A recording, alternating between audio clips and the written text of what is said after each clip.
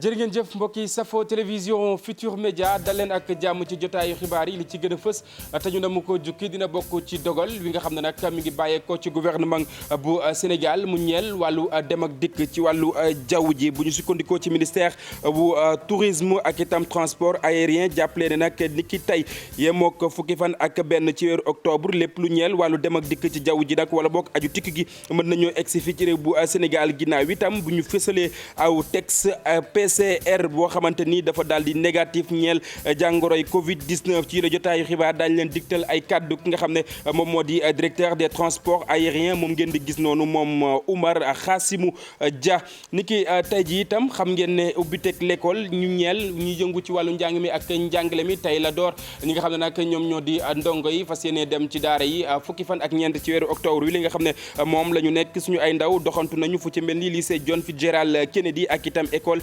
Sakoura Badiane bañ fa demee itam fekk nañ ñooñu di yëngu ci wàllu njàng mi ak njàngale am ay kaddu yoo xamante ni daal nañu koy biral thème wi nga xam ne yëkkati nañ ko atum ren bokk na ci ñàkk bunduxataal wi nga xam ne nag bëgg nañ mu dakk ci daara yi wala lépp lu ñeel wàllu xaxar yi ñu daal di koy bàyyi waaye jàpp leen ne ubbi tey jàng tey du mën a nekk atum ren bu ñu sukkandikoo ci ki nga xam ne moom moo di Dame Mbodj moom secrétaire général bu CUSEMS authentique li mu xam le moom moo di am na yenn ci ay école yoo xamante nii nag ndox mi mu ngi fa jamono yi may wax ak yéen daal dinay fàttali tam préavis de grève wi nga xam ne nag bi les syndicats daal dina koy amal jàppale ne ni ki tey lay daal di buur ñenn ci ay agent yu Sénélec mer ba futt la ñu def ba tax itam ñu amal grève xiifal la ñuy naxtu bokk na ci rek lu toll ci ñeenti téeméer ak juróom-ñeent fukk ak juróom-ñeent ci ay agent yoo xamante ni la ñu naqarlu bokk na ci salaire yi nga xam ne day faral di tardé ak itam ñàkkub yemale wi nga xam ne nag nemmeeku nañu ko ci barabu liggéeyukaay yi boobee jàppale ne njiit bu réew bu Sénégal moom Macky Sall ni ki tey ji ci suba egsi na fa nga xam ne moom moo di ca Dubaï ngir teewe bés wi nga xam ne nag moom lañ jagleel réew bu Sénégal ci exposition universelle bu Dubaï atum 2020 jàppale ne nag bés woowee ñu ngi ko àpp ci fukki fan ak ñett ci weeru octobre moom Macky Sall ñi nga xam ne nag ñoom ñoo di sénégalais yi nga xam ne ñoom ñooy dund foofee daal nañ koy tertu ci tertu bu mucc ay mbokk yi lu ni mel ay tënk la léegi-léegi ma dikk ñu faram fàccee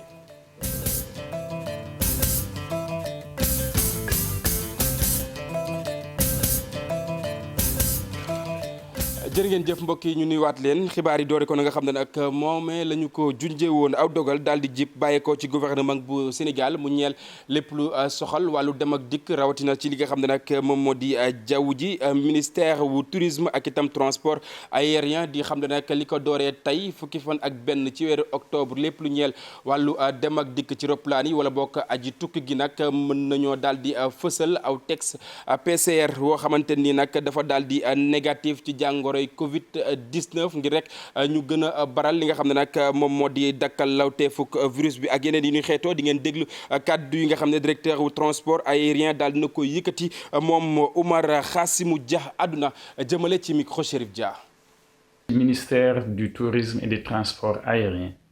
dafa décider que ñi ñëw Sénégal te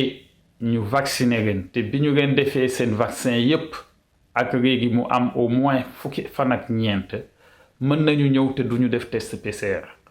xam ngeen ni test PCR bi suñu mbokki Sénégal yi nekk bitim réew doon nañu jàmbat di wax ni que dafa cher dafa jafe def et cetera et que barrière la woon pour ñu ñëw Sénégal touristes yu bëri itam barrière la woon maanaam dafa daan wàññi seen ñëw ci Sénégal moo tax état du Sénégal nee na que fi mu nekk nii képp ku def vaccin bi te bi nga ko defee léegi am na fukki fan ak ñeent te def nga sa vaccin yi nga war a def yépp te vaccin bi nga def organisation mondiale de la santé maanaam OMS nangu na ni vaccin boobu vaccin bu baax la donc di nga mën a ñëw dugg ci réew mi ku deful vaccin bi itam war nga mën a def test PCR bi nga xamee ni amagul juróomi fan pour mën a ñëw ci réew mi donc kooku mesure la bu am solo bi nga xamee ni état du Sénégal jël na ko. mbokk yi xam ngeen ne bis ni ki tey li nga xam ne nag moom moo di wàllu njàng mi ak njàngale mi ñu ciy yëngu daal dinañ koy door jàppale ne nag ndongo yi fukki fan ak ñeent ci weeru octobre yi li nga xam ne moom la ñu nekk la ñuy dëkkmal li nga xam ne moom moo di daara yi suñu ay ndaw doxantu nañu fu ci mel ni lycée John Fitzgerald Kennedy ak itam école Sakoura Badiane ngir daal di xool ñu yëngu ci wàllu wi ana nan lañ amalee boobule ubbite mu mel ni itam daal nañuy amal ab waxtaan mu mel ni nag aw bilan la ñu daal di fësal lépp lu ñeel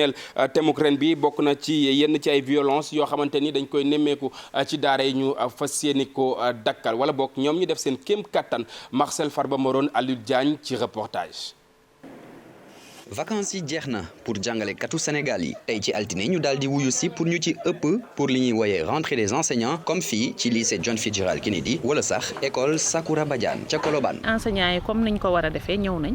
tey ci premier jour de rentrée bi ndax ci bés bi la ñuy def ñun suñu assemblée générale bi nga xam ne daf ñuy permettre ñu wax ak ñu partager ak enseignants yi li nga xam ne def nañ ko daaw itam wax ci li ñu war a def. at mii di ñëw. waaw jàngalekat teew nañu ñett ñoo ñëwagul ñu ci des daal sont là. comme at bu ne balaa école yi tijji concept ubbi tey jàng tey doon préoccupation école yi ñenn ñi fas yéene wëyal boobule concept ñeneen ñi di ko conditionné. ñun jàngalekat yi moom ñëpp a ngi fi bu ngeen xoolee fii sax xam ni tey ñëpp a ngi fi léegi nag incha allah alxamis le 14 dinañ toog dinañ dugg ci classe yi xaar comme nun ko doon defee ñun mbiram ubbi tey jàng tey ci yoon bi lañ fekk. moom lañ mës a def donc bu ñëwee tam wax ko ni léegi concept la ñun dañuy ànd ak ñoom ci loolu rek xam ne ñun ku ñëwoon tam ci nga nu fekk. xale yi bu ñu ñëwee ku nekk un cahier ba leen waxoon na leen bu ku ñëw andi un cahier un bic bu loolu amee au niveau ci xale yi jàngalekat yi par nañu pour ubbi tey jàng tey. ginnaaw ba Sénégal jógee ci 3e vague coronavirus matuwaay yi nar a continuer ci école yi. mbas mi bàyyi nañ ci xel parce que waa service d'hygiène des ñu jàppale classes yi yëpp dañu ko pompé lépp dans la cour est pompée les classes sont pompées donc les dispositions sont prises maintenant il reste les barrières les mesures barrières donc loolu on peut sànni ko daañu lijjante loolu parce qu'il suffit de l'eau de javel les kii y en a sur place d'ici demain on va mettre le dispositif pour que les élèves bu ñu ñëwee jeudi daal ñu mën a raxasu loxo balaa dugg classe ko. beneen problème bi ñu war a bàyyi xel te ñu tànn ko comme thème bis bi mu di violence bi am ci école yi loolu waral jàngalekat yi di ñaax njiit yi ngir ñu yokk kaaraange gi. Marcel ubbi tey jàng tey mënta ne du samay kàddu ku ko fësal di Dame Mbodj moom secrétaire général bu CUSEMS authentique li mu xamle moom moo di ci les jamono am na yenn ci ay école yoo xamante ni ñu ngi ci ndox mi ba tey naka noonu itam daal nay fàttali ci préavis de grève bi nga xam ne nag amaloon nañu ko boobule syndicat mu mel ni nag ni ki tey jii lay daal di buur ñu teewlu ay kàddu Dame Mbodj ci micro Chérif Dia. tey mënul nekk comme mësul nekk aussi ay tàppale rek moo ko lal. mooy di wax loo xam ne da nga koy wax ni di ko dégg mais kenn du ko jëmmal parce que li tax ñu mën ko jëmmal doo ko def ndaxte pour ñu ubbi tey jàng tey comme ni ko école privée yi di defee dafa am waajal bi mooy nga fexe ba école yëpp nga defaraat leen ñax ma fa nekk nga jële ko fa école yi nekk ci ndox mi nga jële ko fa jàngalekat yi jafe-jafe yi nga xam moo gën a tar nga fexe ba wut ci ay saafara ba nga xam ni seen payoor yi ni ŋàññ ne li leen di fay wuute na ak leen méngool ñoom jàngalekat yi nga indi ci ay coppite ba noppi seen pré DMC yi nga téye nga delloo leen ko recrutement bi rëq-rëq yin ciy jël teg ko ci table ji nga wut ci ay saafara ba nga xam ne daal wax dëgg yàlla jàngalekat yi danañ kontaan pour delluwaat ci école bi yooyu yëpp lañ digg woon ca protocole bañ signé woon 2014 ba léegi France daal di xëddeen kon jàpp naa ne man taxaw naan ubbi tey jàng tey du leen dul ay naxaate ñun CUSEMS authentique sunu préavis bi ñu ko déposé mi ngi jeex fukki fan ak ñeent mooy rentrée élèves yi mooy alxamis mooy bis. Chérif Dia ak Diafara Ba ñoo tàttaan ay kàddoom ginnaaw bi mu nekkee ganuk info du matin ñu des ba tey ci lu ñeel wàllu njàng mi ak njàngale mi jàppale ne xel mënees naa dal ci wayjuru ndongo yi nga xam ne nag ñoom ñooy jàngee ca école UNESCO Ameth 3 bu Golf Sud boobu ak léegi liggéey wi tagga témbe waaye mel ni nag jamono yi ña ca war a nekk ca waar wa daal nañ koy door ki nga xam ne nag moom moo di maire bu Golf Sud moom Aïda Sow Diawara daal nay weddi baaraamu tuuma yi nga xam ne boobu ak léegi ñu ngi ko doon ci kawam lan moo waraloon liggéey boobee tagga témbe di ngeen am tontu li ci reportage bi léegi nga xam ne Omar Mbaw ak Amadou Ba ñoom ñoo ko amal. liggéey bi tàmbali na bu baax fii ci école UNESCO Ameth 3 ca Golf Sud maçon yi ak soudeur métallique yi daal di jublu si liggéey bi.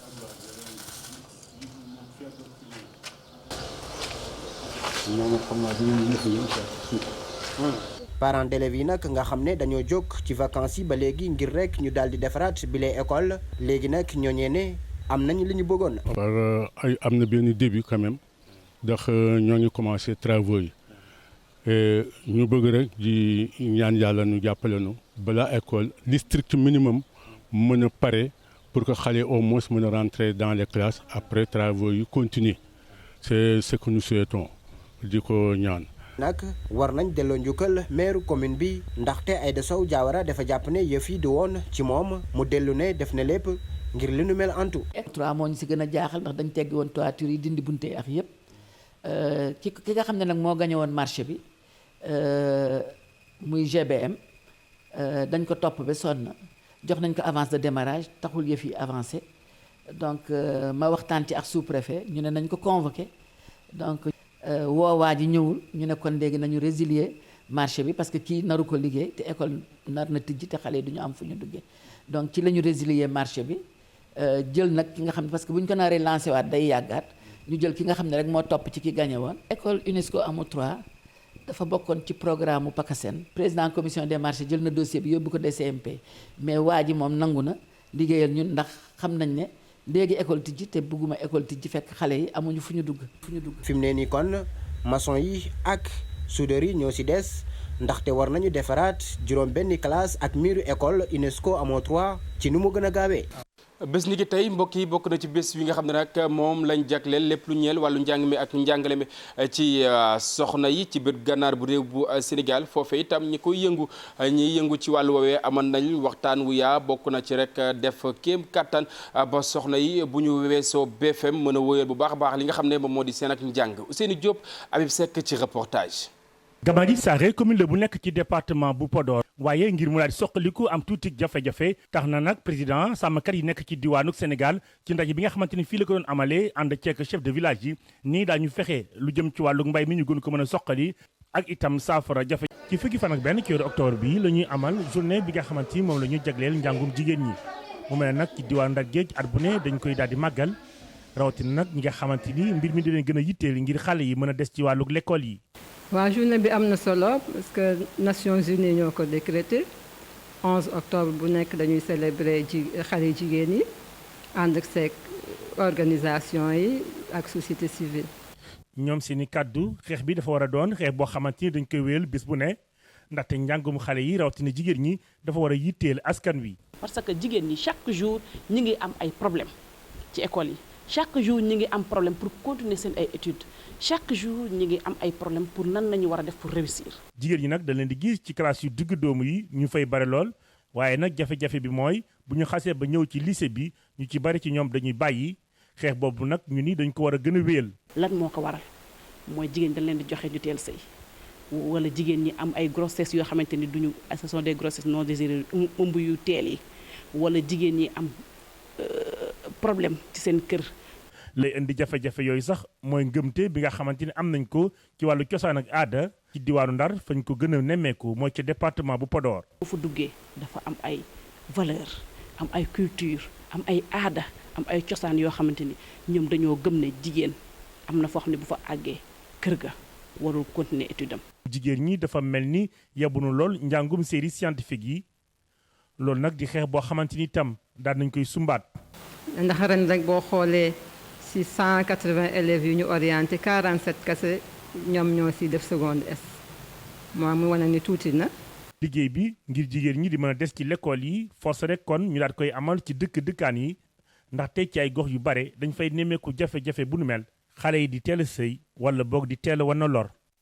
jërëjëf Ousseynou mbokki sànq junjoon naa leen ko bi ñuy door jotaay xibaar yi jàppale ne toll nañ ci ñeenti téeméer ak juróom-ñeent fukk ak juróom-ñeent ci ay agent prestataire yu Sénélec yoo xamante ni jamono yi lee mer ba futt la ñu def doo tax na ñu door li nga xam ne nag moom moo di aw gréewu xiifal la ko sabab bokk na ci rek seen ak nekkin ci boobule barabu liggéeyukaay mu di rek salaire yu yéex yi nga xam ne nag dañ koy faral di jot ak itam ñàkkub yemale wi nga xam ne nag moom la ñuy dund suñu ay ndaw Aminata Mbaare Sow ak Modou Diop ñoom ñooñu fa doxantuloon ngir demal ab reportage ñu seetaan. fii la ñu lal seeni basang fas yéene xiifal ñu ngi fii ci suufu pont bi ci VDN jàkkaarloog cimetière Saint-Lazare ñii di grévistes de la faim nag ay liggéeykat la yu nekk fële ci société nationale d'électricité bu Sénégal di Sénélec. tey ñi ngay gis ni ñoom ñooy présenter facture ñoom ñooy relever les compteurs ñoom ñooy branché ñoo nekk dans le réseau électrique ñoom ñoo nekk dans les centrales électriques mun naa ne liggéey bu gën a diis Sénélec prestataires yi moo koy def. Moussa Niang bokk na ci ñi amal grève de la faim boobule bu ñuy expliquer situation daanaka ñoom ñëpp di amal grève bi lee loole la ñuy dund. J'ai fait 7 ans à la Sénélec mais bokk naa ñu ci gën a néew ay at y a des retraités à la prestation. ñu jàpp ni ci boîte boobule amuñu fa benn assistance sociale ba pare tamit salaire yi ñuy jot sax day faral di tardé loole lépp nag waral tey jile ñu sumbu xeex bile. su xaaroon dañu xaaroon ci salaire yoo xam ne day toog 1 an 2 ans 7 mois 6 mois pour jot ko non loolu suñuy kër tas na ñi ngeen di gis ñuy relever seen compteur yi ñun la ñuy ñëw di leen recouvrer noonu ngeen tuddee coupure ñun la à peu près par exemple le bon Sénélec mu ngi koy facturer à 350 au niveau du rural 350 boobu waaj da ngay séddoo yow mbaa mu ëppale la ci. Sénélec maanaam man j'ose dire que Sénélec prestataire moo yor Sénélec du agent Sénélec prestataire moo yor Sénélec parce que prestataire yi bu taw bi tawee ba dëkk bi loo prestataire yi mooy jël ay risques di dugg ci ay ndox pour relever benn compteur. sunu dernière victime yàlla na ko yàlla yërëm te yéexe ko c'est un mort il est mort électrocuté sur le coup. xeex bi nag liñ ci jublu rek mooy ñu daal di régulariser seen situation foofule ci biir Sénélec ci seen xeex boobu nag ñu am ci ñu leen ciy jàppale bokk na ci mouvement Y'en a marre ak FRAPP France Dégage.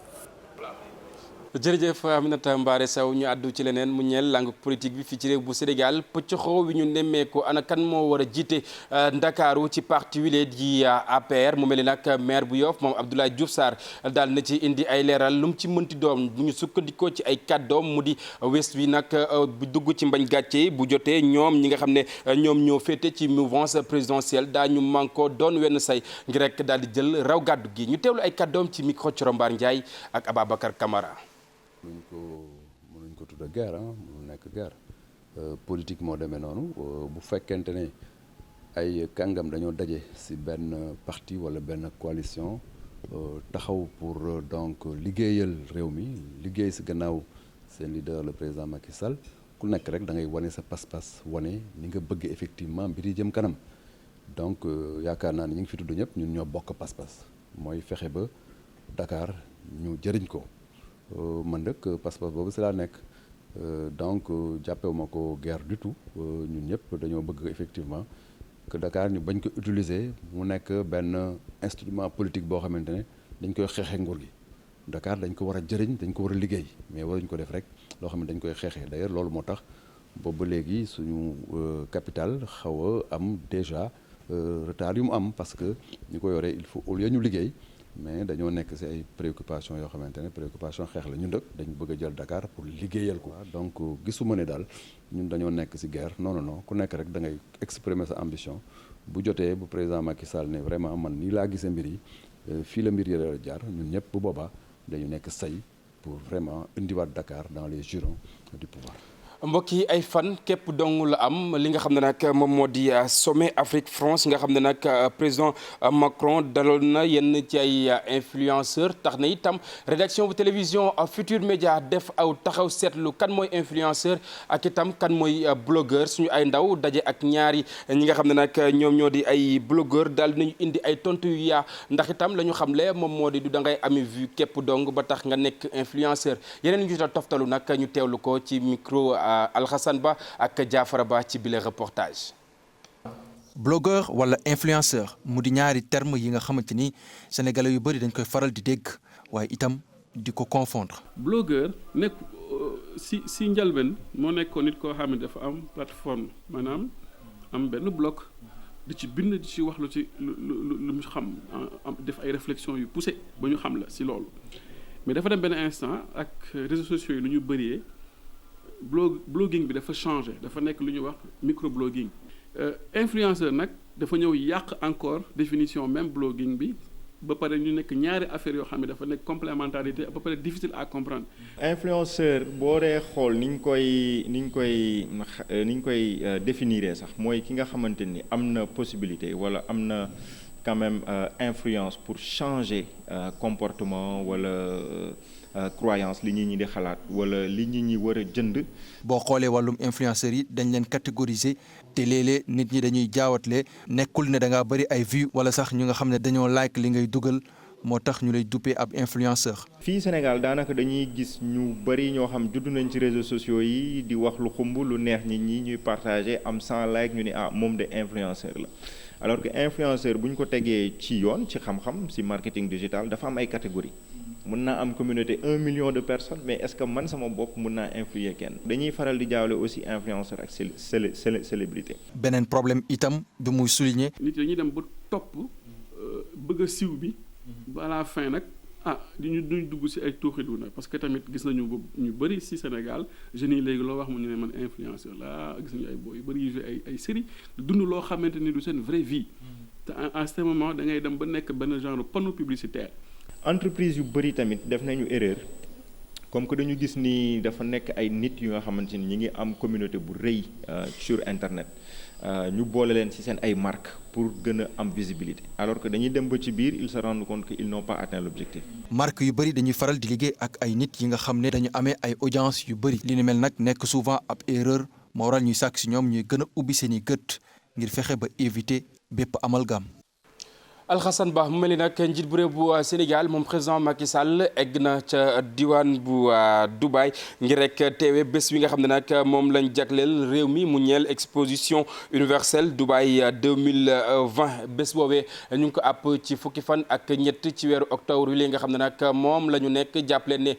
président Macky Sall nag mu mel ni nag diaspora sénégalaise wi nga xam ne nag ñoo nga fa tert nañu ko ci tertu bu mucc ayib àdduna itam jëmale ci micro Souleymane Niang.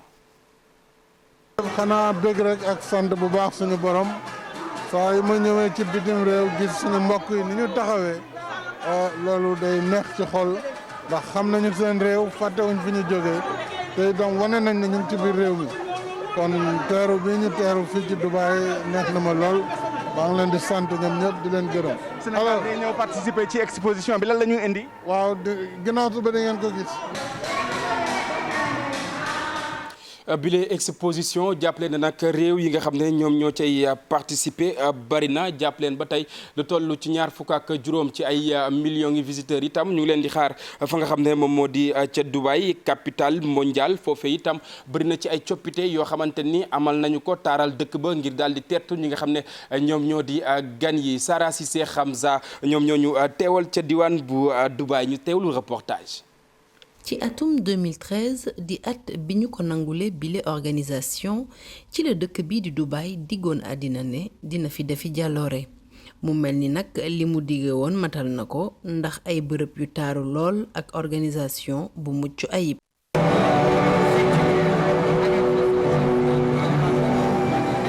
lu tolloog 25 millions ci ay gan moom la dëkk bii di Dubaï di waaj a dalal ci diiru juróom-benni weer. ñu jot a yegg si nag mel na ni bëgg nañu lool ci bile organisation. I'm super happy that. kontaan naa trop lépp lu mu bëggoon gis naa ko fii rawatina diggante nit ak nit wante tamit lekk gi nga xamante ni muy gastronomie bi lépp a ngi fi. with so interesting attention. It's good. lii lu baax la visiteurs yi wax dëgg yàlla am kontaan na taaru na lool. di ab royukaay ci wàllum organisation waaye ci wàllum fesal ay jumtukaay yu yees robot yi di jokkook visiteurs yi di firnde bi.